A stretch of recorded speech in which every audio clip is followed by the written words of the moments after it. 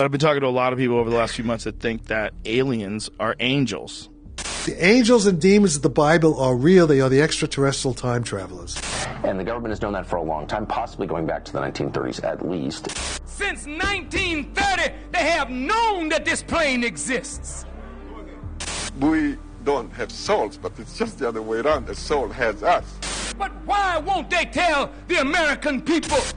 You have spiritual beings that don't understand or really care for the physical world. A dreadful-looking plane in the sky, a half a mile by a half a mile. Built like the universe itself. It's circular and it holds within it 1,500 little wheel-like planes.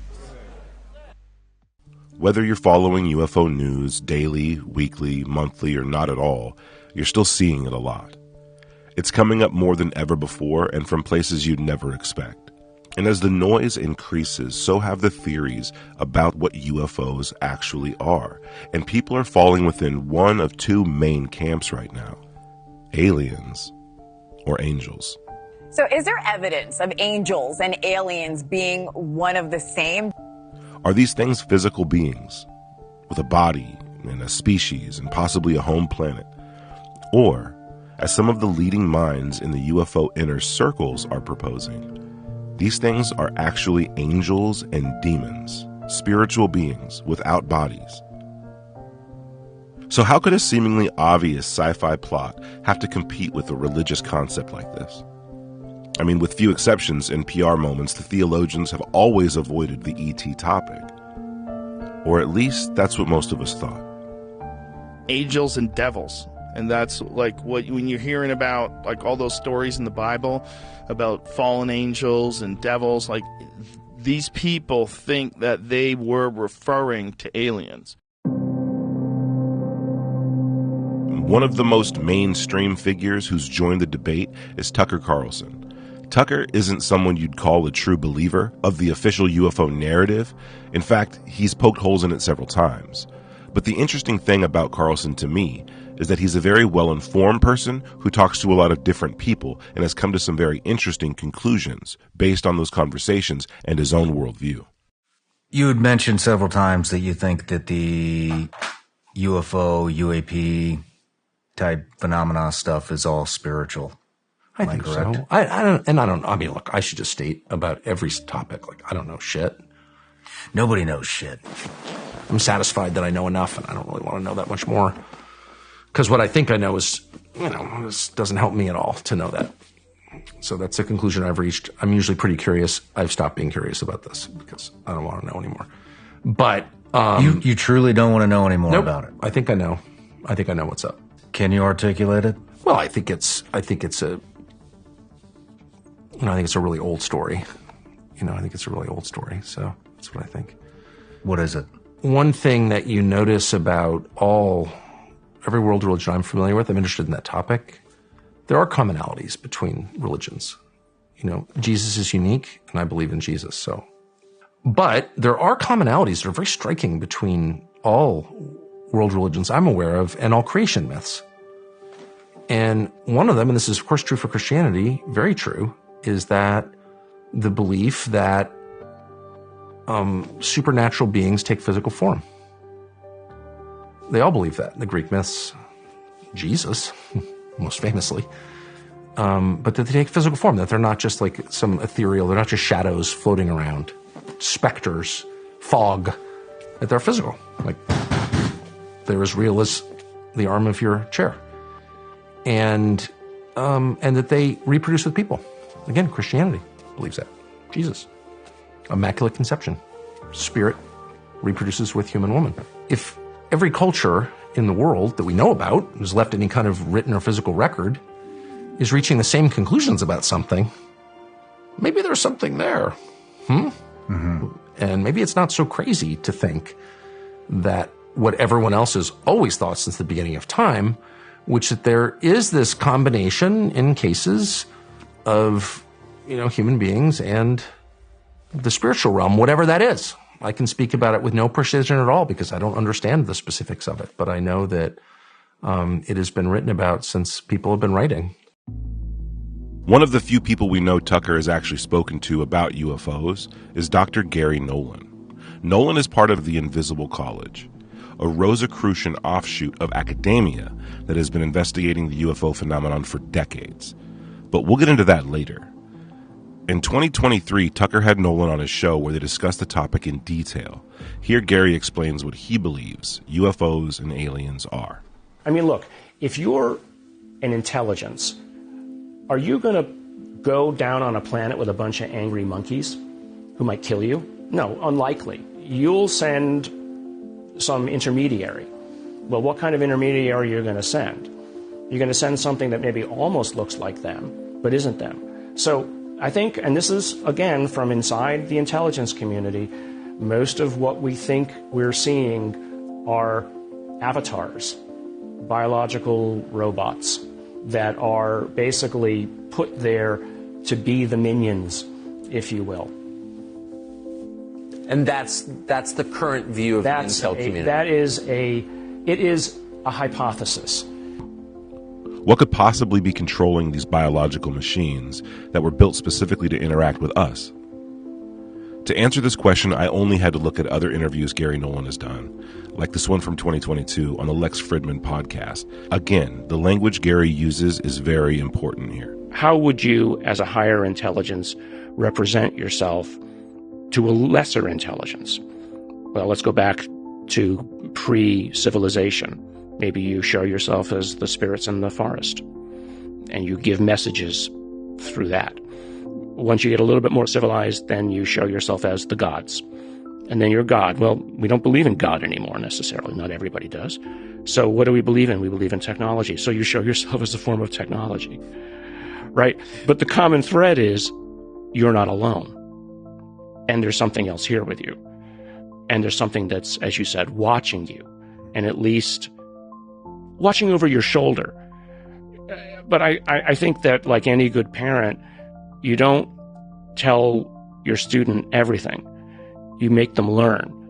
And learning requires mistakes, because if you tell them everything, then they get lazy.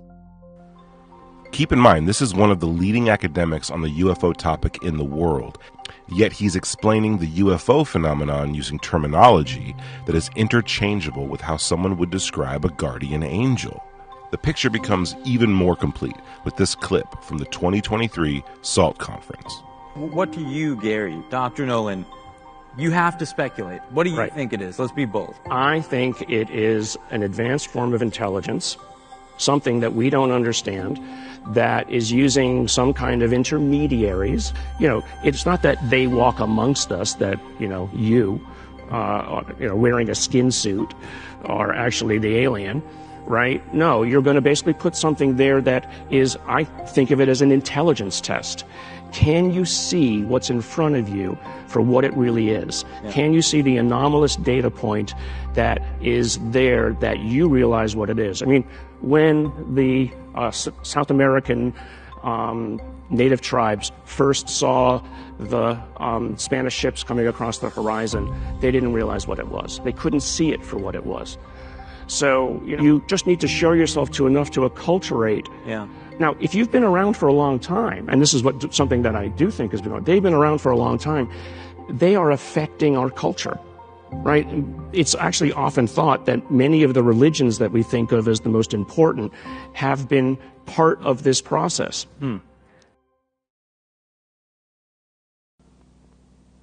Dr. Jacques Vallée, international authority on the UFO experience.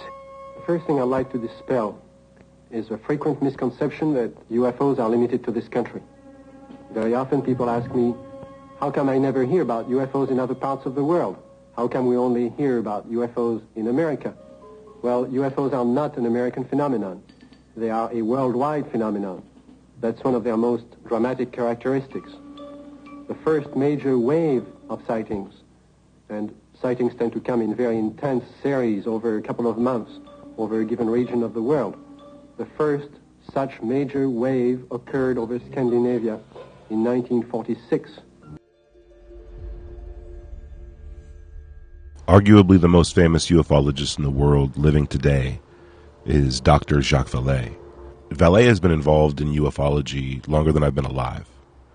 In fact, he was featured as a character in the Steven Spielberg film Close Encounters of the Third Kind. And he wasn't the only one featured. Although an actor played Jacques Vallée in the film because of scheduling conflicts, his friend and fellow Rosicrucian, J. Allen Hynek, was featured in the film as a cameo. Dr. J. Allen Hynek's origin with UFOs goes all the way back to 1952, where as an astronomer he served as the scientific advisor for Project Blue Book, a study of UFOs conducted by the U.S. Air Force from 1952 to 1969. Jacques Vallée is just one of these people, right, that you come across his work and he's fascinating.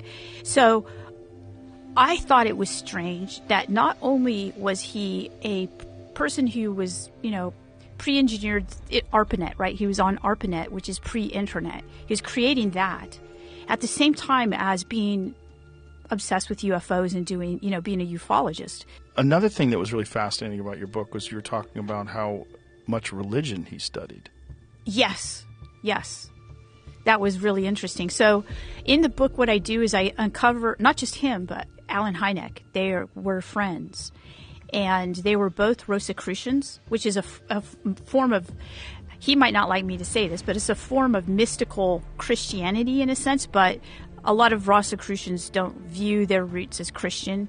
They look at it as Egyptian. And both of them believe in this kind of life, this meditating and things like that.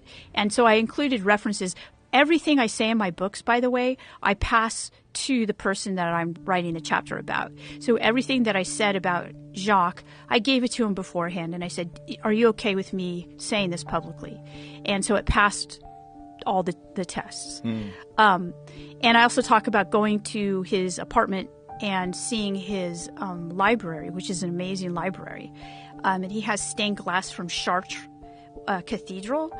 And Chartres Cathedral is a special place for Rosicrucians, like a special place of presence of the sacred. And he actually did those himself. So he learned how to do stained glass from people at Chartres, by the way. And yeah, just amazing. And he had a lot of books on angels and fallen angels in that library, like almost like it was almost like going into the Vatican archive, going into this place, because these looked like first editions or close. So, really, really old books about this topic. Fallen angel. Yeah. I was pretty shocked when I went. We were going to have lunch and talk about the crash site and maybe talk about, what I learned from Tyler and that kind of thing. And we went to lunch, and then he said, do you want to see the library? And I was like, yes, of course. So I saw the handwritten documents from Project Blue Book, and that was just going into the library. That wasn't actually in the library. Then when we got in there, I noticed big bookcases of these books, and of course I was drawn to them. And he said he picked out one and he opened it, and it was about angels. And he said, this is a book about angels. And I could see that, and I was looking at it. I was like, wow. And then I looked at the other bookshelf, and that bookshelf was just as impressive. And then it was about fallen angels. He said, oh, this one's about fallen angels. And then he made a joke, and he said, you can't have one without the other.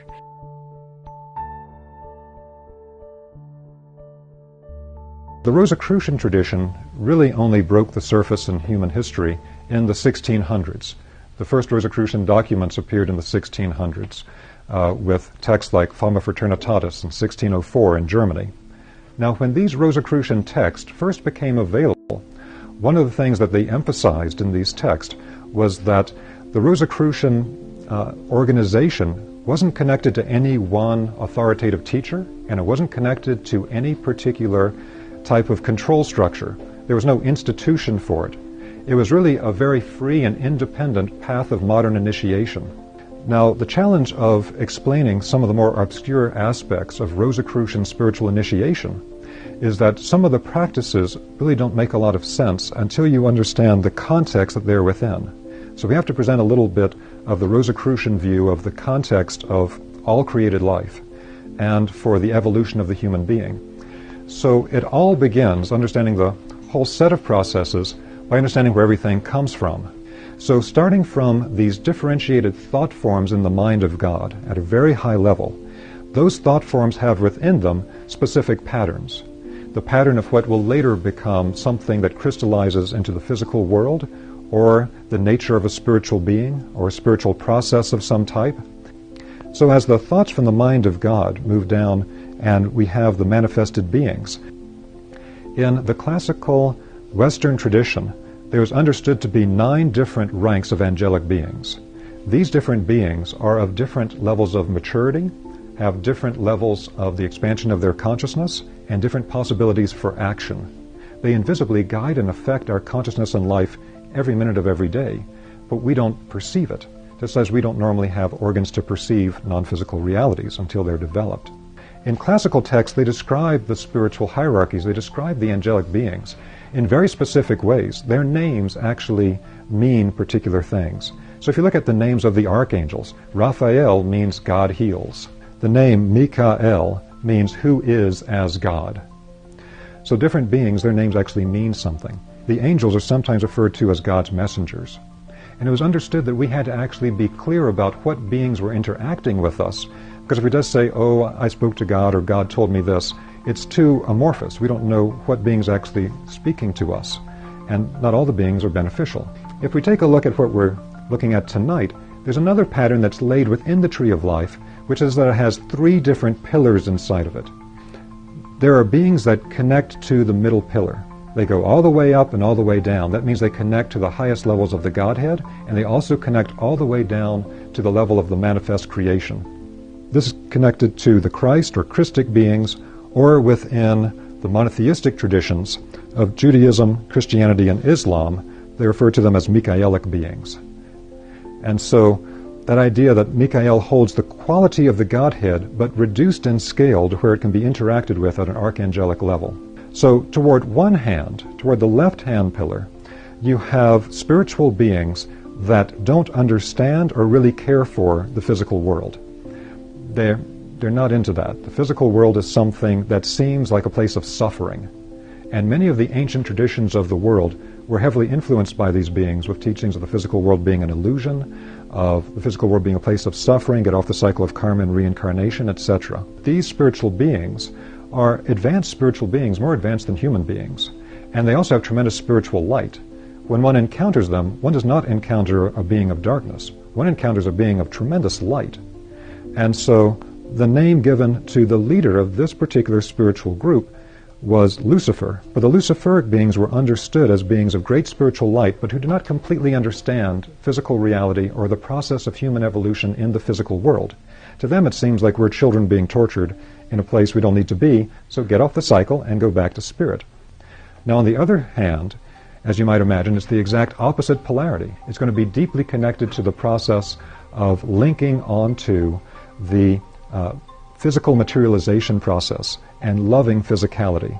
And in the Persian Zoroastrian tradition, they refer to these beings as Angramenu or Araman. So human beings can fall into this as well by becoming completely materialistic, so that we don't even believe that spirit exists. Spirit is some type of illusion that we have. There's nothing but random evolution over time through completely physical biological processes, and there is no spirit, there's nothing of that kind. So this becomes a kind of modern materialistic scientific perspective that's very sharp in some ways, but has absolutely no spiritual perception. And so for complete materialists, they fall completely into this pillar. Now the Aramanic aspect then took on other names in other times. The Gnostics referred to the being of Araman, or the beings of the same quality referred to as Aramanic beings, as the demiurge. So you read all these Gnostic texts about the demiurge, the dark lord of this earth, that created the physical world. Has many different manifestations in the Gnostic text, and you can find variants on that in other traditions as well, like in South America. Then in Egypt, this polarity was referred to as Set. That term Set, when the Hebrew people left Egypt, led by Moses, who had been initiated in the Egyptian temples, that term Set became Ha-Satan, and so Set became Satan. Now Ha-Satan is a Hebrew term meaning the adversary, and so it means that this is a being that has an adversarial relationship to the human being. Now this idea of holding the balance between these two types of beings is something that plays out in everyday life, and it's a constant dynamic process for every human being. If we were to strip away the veil, we would see that these invisible Luciferic and Ahrimanic beings are influencing our consciousness at all times to go to one direction or the other, just as the beneficial beings are also connecting with us. And in the ancient temple science, it was understood that our connection to these beings was purely through resonance. When we think in a particular manner, when we feel in a particular manner, all of our thoughts, all of our feelings, all of our internal states have an energetic quality to them, and they will resonate like an antenna with qualities of the exact same type in the other worlds. We're influenced by these types of beings all the time. We are like fish that live in an ocean that don't know there's any water. These beings are surrounding us all the time, and our boundaries are actually not solid. They move through us, our consciousness, our feeling life, all the time.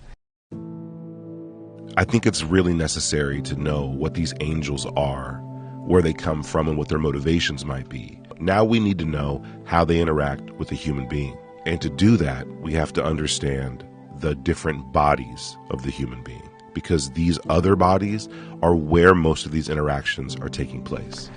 So the next thing we want to look at is the structure of the human being. There are different levels of a human being. In the esoteric tradition, we'll talk about a human physical body. In Sanskrit, they refer to as the sheath made of food. That's the literal name in Sanskrit for the physical body, the sheath made of food, because we take in physical substance, we put it into a field of force that is the outline of our body, and then it fills it out with physical substance. Then we have the level of life energy, that's called chi, ki, prana in the East, or the etheric in the West, from the Greek term for life energy. It's related to the element of water in physical elements. Then we have our consciousness body, which includes both our emotional and mental function. Sometimes this is referred to generally as the astral, or sometimes it's broken down to being the emotional and mental body, which can also be referred to as the lower and upper astral. But there are all just various ways to break it apart. But essentially it's the consciousness field of God that we bring into ourselves as an individualized astral body. And that emotion and mind aspect is related to the element of air. And then our self-awareness, our I am presence, is related to fire. This is what the Rosicrucians refer to as the ego with a capital E. But it's important to understand that when they say that, they don't mean the ego of psychology. It's not your little ego. This is your I am presence. This is your divine spark of being self-aware. So that's the whole thing through the Jewish Kabbalistic mysteries of the burning bush, I am, the 7 I am sayings of the Christ in the Gospel of John, etc. We return you now to your regularly scheduled program. You suggest that UFOs are deliberately trying to manipulate our subconscious mind to create a mythology in our culture about themselves, which is one of the reasons that they're both physical and concrete, yet very elusive at the same time. Do you still feel that way? Could the UFO phenomenon be manipulating us? Could it be a teaching system of some sort? Perhaps something that we are creating ourselves, perhaps a series of images that we are projecting. I think Carl Jung came very close to expressing that idea in one of his books. Now, the reference to Carl Jung at the end isn't accidental. Jungian psychology is often used as a mask to hide these more esoteric ideas within ufology. Now, Carl Jung was a Swiss psychologist who introduced the idea of archetypes, which are universal symbols shared by all humans in dreams, stories, and myths. Now, these include figures representing wisdom, protection, guidance, similar to angels in various spiritual traditions. Though not directly influenced by Rosicrucianism, Jung's work was shaped by mystical traditions like alchemy and Gnosticism, which served as the source for Rosicrucian ideas. This connection led to Jungian psychology's popularity in ufology, where thought leaders like Jacques Vallée and J. Allen Hynek found direct parallels between Jungian archetypes and their own UFO research. I mean, I wrote about synchronicity in American Cosmic. I've talked about some of the things that happened to me with respect to synchronicity. You know, Jacques, back in the day, and even today, you know, still grapples with this idea of synchronicity and ties it into this invisible college, which is an early modern idea of Rosicrucianism, actually. So beyond synchronicity, which is a very interesting topic by itself, there's another Jungian concept that I believe sheds even more light on this esoteric UFO worldview. And that is the dream. Jung thought about the dream as nature speaking of its own accord. And so his idea was, well, when you sleep, you dream, but the dream happens to you. It's not something that you create the way that, and you don't even think about creating it.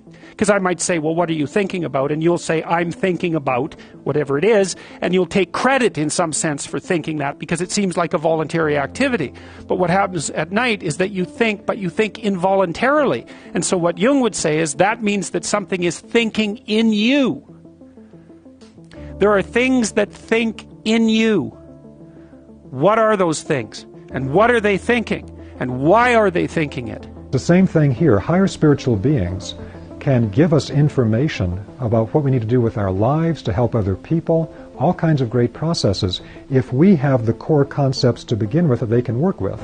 Otherwise, it's really hard to communicate with us in a way that moves up to their level. The dream is trying to tell you what it's trying to tell you as clear as it can. That's just the best it can do. And so you could think of the dream, and this is, I believe, the right way to think about it. The dream is the birthplace of thought, the same way that artists are the birthplace of culture. They are affecting our culture. Many of the religions that we think of as the most important have been part of this process. It's exactly the same process. It's that your mind is groping outward to try to comprehend what it has not yet comprehended. And it does that first by trying to map it onto image. Some people will process the clairvoyance primarily through a type of internal sight, and they see all these images on their mental screen. A lot of those images are not actually present in the spiritual world, but they're how they clothe non-physical realities so they can access it and they can work with it. And so that's the imagination stage. We can now see non-physical realities in the mind's eye. We can't see with the physical eyes that there's an angelic being in front of us, but in the mind's eye we can begin to perceive that form. Eyes.